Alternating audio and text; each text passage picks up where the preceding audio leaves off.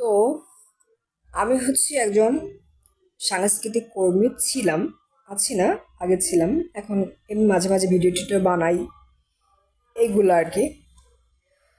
তো আমাকে যদি কেউ জিজ্ঞাসা করে যে তুমি কি নাচ গান চাও, নাকি তুমি একটা সুন্দর দেশ চাও, একটা সংস্কারপূর্ণ দেশ চাও, তো অবভিয়াসলি আমি অবশ্যই বলবো যে আমি আসলে নাচ গানের থেকেও একটা সুন্দর দেশ এটাকে বেশি প্রায়োরিটি দিই।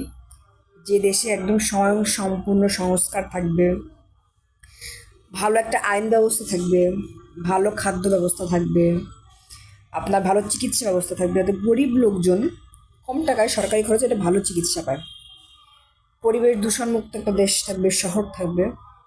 তো আমার কাছে মনে হয় যে নাচ গানের থেকে আমার লাইফে বা আমার ফিউচার জেনারেশন, আমার ছেলে বা ভবিষ্যতে আমি যখন আর বাচ্চা কাচ্চা নিব, সো আমার ফিউচার জেনারেশনের জন্য নাচ গানের থেকেও এই সুন্দর দেশ, সংস্কার করা একটা দেশ, দুর্নীতিমুক্ত একটা দেশ, আমার মনে হয় আমার কাছে এটা বেশি গুরুত্বপূর্ণ। তো এখন এই কথা বলার জন্য অনেকে বলতে পারে জামাত করি, এই করি, সেই করি। নো, জামাত করলে তাহলে তো আমি তো মডার্ন জীবনযাপন করতো না, তাহলে তো আমি যে ছাত্রী সংস্থার সাথে জয়েন করতাম।